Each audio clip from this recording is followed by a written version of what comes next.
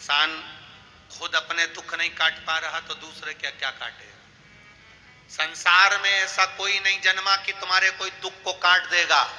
तुम्हारे दुख को तुम्हें खुद काटना है। जैसे तुम्हें छींक आएगी तो तुम्हें खुद को छींकना है, तुम्हें खांसी आएगी तो तुम्हें खुद खांसना है, तुम बीमार होगे तो दवाई भी तुमको खुद खाना है। उसी तरह अपने दुख को अपन को स्वयं भगवान की सेवा कर कर भजन कर कर काट देना है, कोई दूसरा नहीं काट सकता।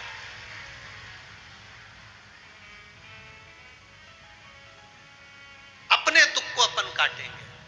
पार्वती मैया के भाग्य में लिखा था, देवर्षि नारद ने कहा इनको जो पति मिलेगा मृगछाला बांधने वाला, भस्मी रमाने वाला, जटा जूट बांधने वाला, इनको जो पति मिलेगा वो नग्न वेशधारी मिलेगा। मैनावती ने सोच लिया मैं अपनी बेटी की शादी नहीं करूंगी, पर नारद जी ने कहा यदि तुम्हारी बेटी शंकर भगवान की आराधना करे तो वो जटा जूट बांधने वाला, वो मृगछाला पहनने वाला, वो भस्मी रमाने वाला, वो नग्न वेशधारी अगर इनका पति हो गया तो फिर कोई चिंता ही नहीं। हमने जब परमात्मा को अपना बना लिया, हमने जब भगवान को अपना बना लिया तो फिर चिंता समाप्त। अब सौंप दिया इस जीवन का सब भार तुम्हारे हाथों में, हे हार तुम्हारे हाथों में और जीत तुम्हारे हाथों में। हमने सर्वस्व यदि परमात्मा को दे दिया, अपना सब कुछ भगवान को दे दिया, अपना सर्वस्व परमात्मा को समर्पित कर दिया, तो फिर क्या सोच, फिर क्या विचार। एक माता ने पत्र लिखा है, पुष्पा देवी, बैसाखड़ा, थाना गोपालपुर, जिला चंपारण, बिहार से आई है। कहीं बैठी हैं? हाथ हिलाइएगा जहां कहीं बैठी हो, जहां भी बैठी हो। पुष्पा देवी, बैसाखड़ा, बैसाखवा लिखा है कि बैसाखड़ा लिखा है, थाना गोपालपुर, जिला चंपारण, बिहार से आई है। कहीं बैठी हो तो हाथ हिला दो। ऐसा आप ही हैं?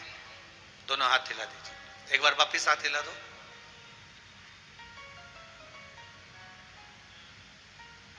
गुरुजी, एक लोटे जल का क्या महत्व है हम क्या बताएं। मेरे पति को डॉक्टरों ने केवल 1 महीने का समय दिया था, 4th स्टेज का कैंसर हो गया मेरे पति को। आपके पति आए साथ में? कहां खड़े हैं आप? हैं?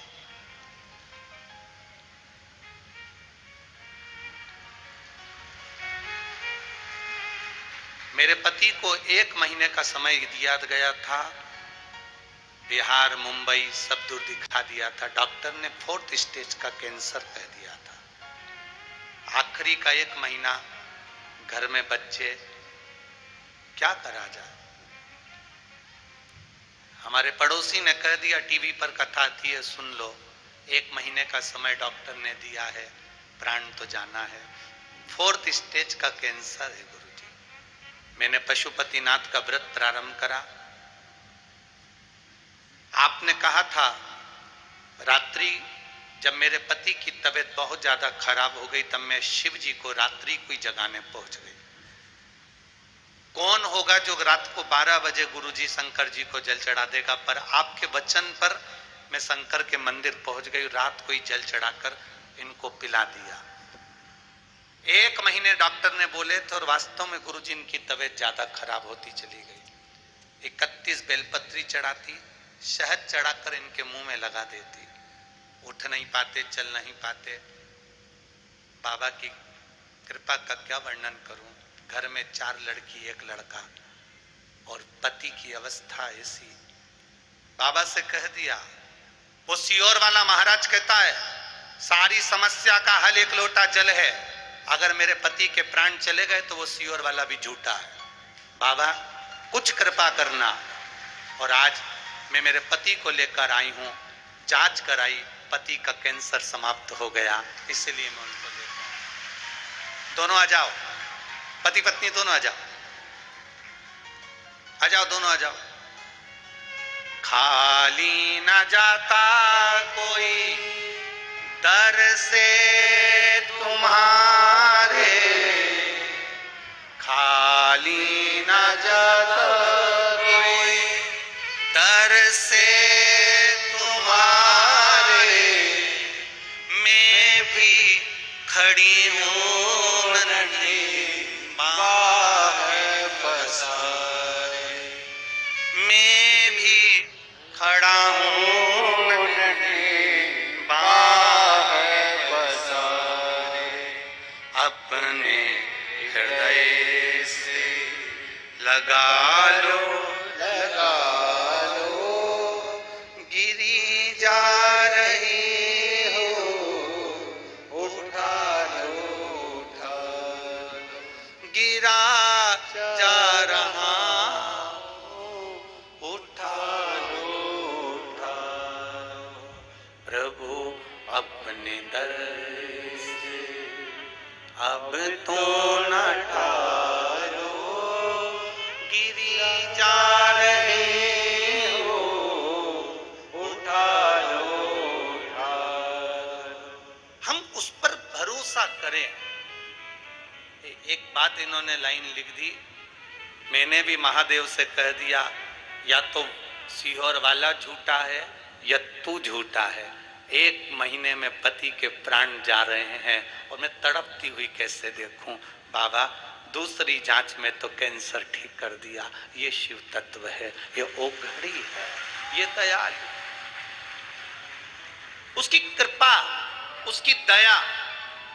ना हम आपसे कभी मिल पाए ना मिल पाए, पर आपके पास में सारी समस्या का हल, एक लोटा जल आपके पास है।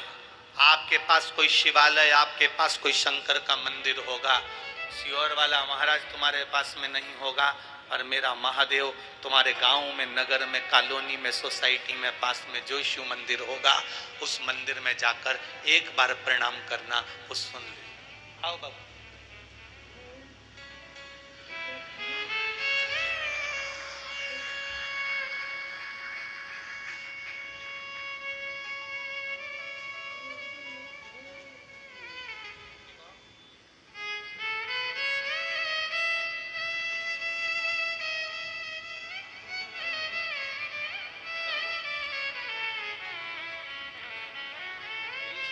नमस्ते। ये बाबा ने बचा कर रखा है। जिसको 1 महीना दिया था वो बाबा का हाथ पकड़ लिया, पार उतर गया। ये शिव तत्व घड़ी है, उसका करो भजन। लोग कहते हैं शिव महापुराण में क्या है, हम कहते हैं दिल से सुन लेना, दिल से सुन लेना। हमें ना तो कोई विद्या आती, ना हमें कोई मंत्र आता, ना हम तुम्हारा भाग्य बता सकते हैं। हम तो केवल शिव जी का गुणगान कर सकते हैं और आपसे भी आपके मुंह से श्री शिवाय नमस्तुभ्यम कहलवा सकते हैं। इसके सिवाय कुछ नहीं। आप भी कहें, हम भी कहें श्री शिवाय, इससे ज्यादा कुछ नहीं है, केवल शिव तत्व। आप करो उसका गुणगान।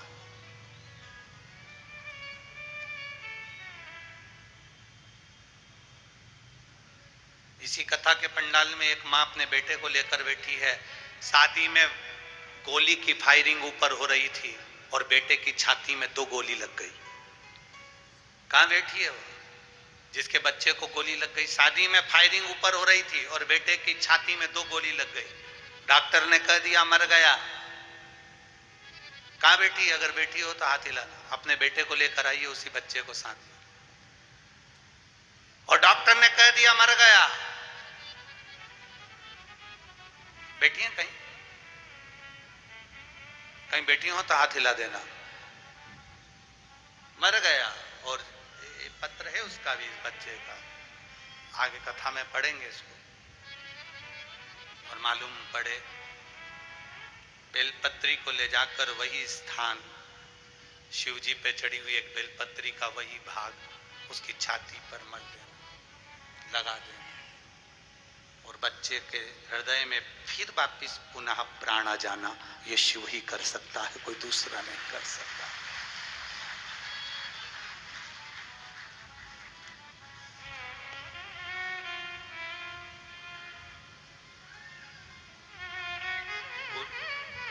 नाम है डेजी सिन्हा, सीतामढ़ी बिहार से आई है। पटरिया थाना, सुप्पी जिला, सीतामढ़ी। मोबाइल नंबर ये लिखा है, कहीं बैठी हो तो हाथ हिला सकती हैं, जहां कहीं बैठी हो हाथ हिला सकती हैं। डेजी सिन्हा, सीतामढ़ी बिहार से आई हूं। पटरिया थाना, सुप्पी जिला, सीतामढ़ी।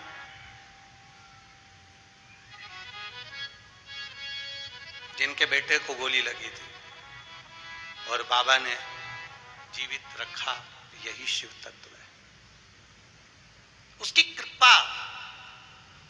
पार्वती के भाग्य में, देव ऋषि नारद कह रहे हैं कि इनके भाग्य में ये लिखा है कि इनको नग्नपति, वैशधारी, भस्मधारी, जटाजूट वाला, भस्मी रमाने वाला पति मिलेगा।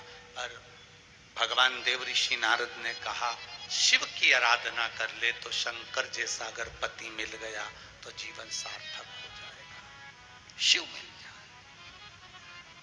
हम अपने घर का सदस्य देवाधिदेव महादेव को बना लिए, फिर दुख समाप्त। कितने लोग हैं जो रोज शंकर जी के मंदिर में एक लोटा जल चढ़ाने जाते हैं? हाथ उठाओ जरा, जाते हो? देखो, जाना चाहिए। घर के एक एक बच्चे की आदत डाल दो, स्कूल जाने से पहले एक लोटा जल चढ़ाए। घर में पतियों से कह दो, पति से कह दो, एक लोटा जल चढ़ा कर जाना। तुम जो कमा कर ला रहे हो उसका भोग हम करेंगे, तुम जो दिन भर मेहनत कर रहे हो उसका भोग हम करेंगे, पर अपने कर्म का भोग तुम्हें खुद करना है। झूठ दुकान पर बैठकर तुम्हें बोलना पड़ता है, नौकरी में तुम्हें बोलना पड़ता है, सर्विस में तुम्हें बोलना पड़ता है, फैक्ट्री, दुकान आदि आदि अपने घर को चलाने के लिए ऐसा कोई पुरुष नहीं जिसको झूठ नहीं बोलना पड़ता होगा। झूठ बोलना पड़ता है तो तुम्हारे कर्म का भोग तुम्हें भोगना पड़ेगा। इसलिए एक लोटा जल चढ़ाओगे तो तुम्हारी दुख की घड़ी में वो चढ़ाया हुआ जल तुम्हारे सामने होगा। तुम्हारी दुख की घड़ी में तुम्हारा चढ़ाया गया एक लोटा जल तुम्हारे सामने होगा। दुख की घड़ी में तुम्हारा किया गया भजन तुम्हारे सामने होगा। दुख की घड़ी में तुम्हारा किया गया पुण्य तुम्हारे सामने होगा। करो शिव का गुणगान। एक एक बच्चे की आदत, एक एक घर के व्यक्ति की आदत, एक एक प्रति व्यक्ति की आदत डाल दो। 5 मिनट लगेगा, शंकर के मंदिर जाओ, लोटा भर के जल चढ़ाओ। जब तुम जल चढ़ाओगे महादेव तुम्हारा हाथ पकड़ लेगा, फिर जिंदगी भर नहीं छोड़ेगा, वो संभाल लेगा, वो साध लेगा। बोल बम का नारा है, बाबा एक सहारा है, उसके साथ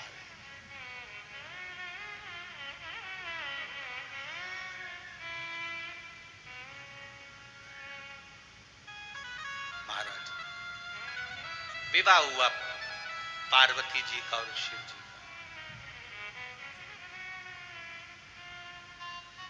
शंकर भगवान और माता पार्वती जगत जननी जगदम्बा विवाह कर कर आ भी गए।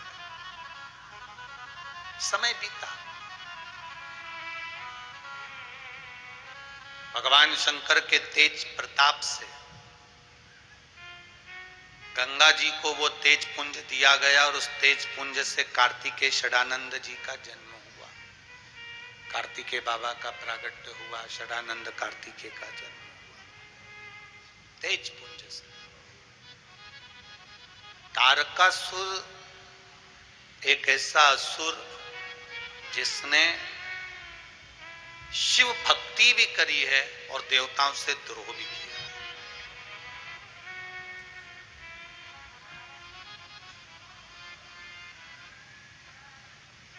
शिव भक्ति भी करी और देवताओं से द्रोह भी रखा। पहले की कथा में आप लोगों को कहा था कि शंकर भगवान का बैर किसी से नहीं है। देवता भी देवादिदेव महादेव का भजन करते हैं, असुर भी भगवान देवादिदेव महादेव का भजन करते हैं, अप्सराएं भी महादेव का भजन करती हैं, गंधर्व भी देव महादेव का भजन करते हैं। सारे जो भी राक्षस हो, देव हो, असुर हो, सब भगवान देवादिदेव महादेव का भजन करते हैं, भगवान शिव की भक्ति में डूबे रहते हैं। हम जिसको कमजोर समझते हैं, एक दिन वही बलवान होकर हमारी जिंदगी के सम्मुख में खड़ा होता है।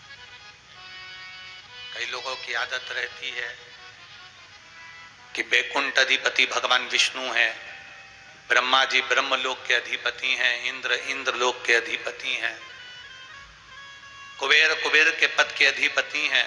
भगवान शिव को लोग केवल एक सहज मानते हैं कि ये रुद्र है, क्रोधी है, ये गुस्से का देवता है, पर कोई जानता नहीं है शंकर जैसे नम्र देव सारे देवताओं को प्रसन्न कर, ये स्पीकर बंद पड़े हैं, सारे को प्रसन्न करने के लिए आपको अंबर पीतांबर बहुत सारी वस्तुएं चाहिए रहती है, पर मेरे महादेव को प्रसन्न करने के लिए बहुत सारी वस्तुएं नहीं, मेरे महादेव को प्रसन्न करने के लिए केवल एक लोटा जल चाहिए रहता है और एक बेलपत्र, एक बेलपत्र। सत्यम शिवम सुंदरम, ये कथा भी औरंगाबाद में होने वाली 1 जून से। एक बेलपत्र शिव को चाहिए रहता, मात्र। कितना बल है बेलपत्र में।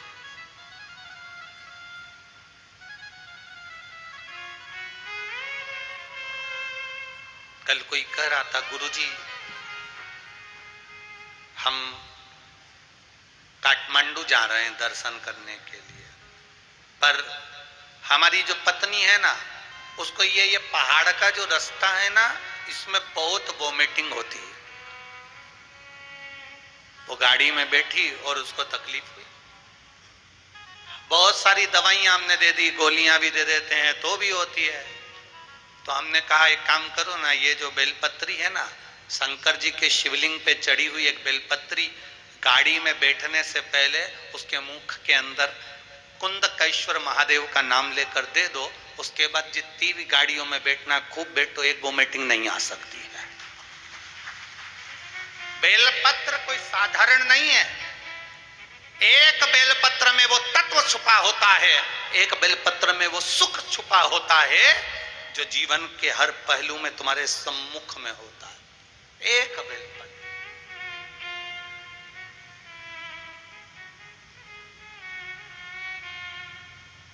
कई लोग बहाना बनाते रहते हैं, मैंने ज्यादा खा लिया था ना इसलिए वोमिटिंग हो रही है। एक कहती है मैंने कुछ नहीं खाया था ना इसलिए वोमिटिंग हो रही है।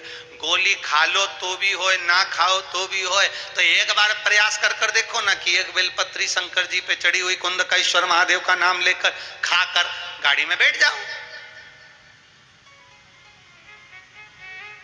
फिर मिलेंगे अगली कथा में, फिर बताना। हम उस पर भरोसा क्यों ना करें, किसी को छोटा ना माने। जब हम छोटा मानते हैं तो वो हमें तकलीफ देता है। एक बार जो 9 नंबर है ना, 9 कौन सा अंक, जम के बोलो, जम के 9 नंबर। एक बार 9 नंबर के अंक ने 8 नंबर के अंक को थप्पड़ मार दिया। किसको मारा, जम के बोलो जरा। 8 नंबर के अंक को थप्पड़ मारा। 8 नंबर के अंक से पूछा तूने मुझे क्यों मारा? 9 नंबर का बोला मैं बड़ा हूं, मेरी मर्जी, मैं मार सकता हूं। अब 8 नंबर के अंकों को गुस्सा आया तो उसने 7 नंबर में एक थप्पड़ दिया। 7 नंबर के अंक ने पूछा तूने मुझे क्यों मारा? मैं बड़ा हूं, कुछ भी कर सकता हूं।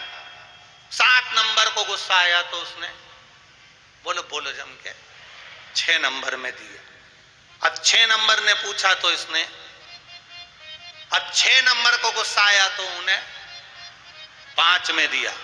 5 नंबर ने पूछा मुझे क्यों मारा, कि मैं बड़ा हूं, कुछ भी कर सकता हूं। अब 5 नंबर ने एक थप्पड़, बोलो जम के बोलो जरा, 4 में मार दिया। अब 4 ने पूछा तूने मुझे क्यों मारा, मैं बड़ा हूं, कुछ भी कर सकता हूं, थप्पड़ भी मार सकता हूं, मैं बड़ा हूं। 4 नंबर ने 3 नंबर को दिया, 3 नंबर ने 2 नंबर को दिया, 2 नंबर ने 1 नंबर को दिया। अब 1 नंबर किसको मारे? उसने देखा कि मैं मारूं तो मारूं किसको, सामने केवल 0 था, 0। और 0 को देखा तो मन में आया इसको कैसे मारूं, बेचारा वैसे ही तो 0 है, वैसे ही तो 0, कमजोर है। अगर एक कमजोर व्यक्ति को अपन मार भी देंगे तो उसमें अपना कोई बलवान होगा क्या? मारो तो किसी पहलवान को मारो, कमजोर व्यक्ति को क्या मारो? कमजोर व्यक्ति को मारने की जगह अपने साथ चलाने का प्रयास करो। तो 1 नंबर ने 0 को नहीं मारा, उसको उठाकर अपने पास बिठा लिया। जैसे ही पास बिठाया नंबर चेंज हो गया, नंबर चेंज। कितना? 10। अब 9, 8, 7, 6, 5, 4, 3, 2 सब थर थर कांप रहे हैं, क्योंकि 10 सबके ऊपर बस इनके पसीने छूट। किसी को छोटा ना समझो, कब किसकी जरूरत पड़ जाए, कब किसकी जरूरत हमारे सम्मुख में आ जाए, कब कौन हमारे सामने आकर खड़ा हो जाए, कब किसकी जरूरत हमें पड़ जाए, उसके स्मरण में रखिए। कमजोर को कमजोर ना समझकर उसको मारने का प्रयास ना करते हुए, उसको कष्ट देने का प्रयास ना करते हुए, उसको तकलीफ ना देने का प्रयास करते हुए, उसके अपनी लेवल में लाने का प्रयास करो कि मेरे पास क्यों नहीं आ।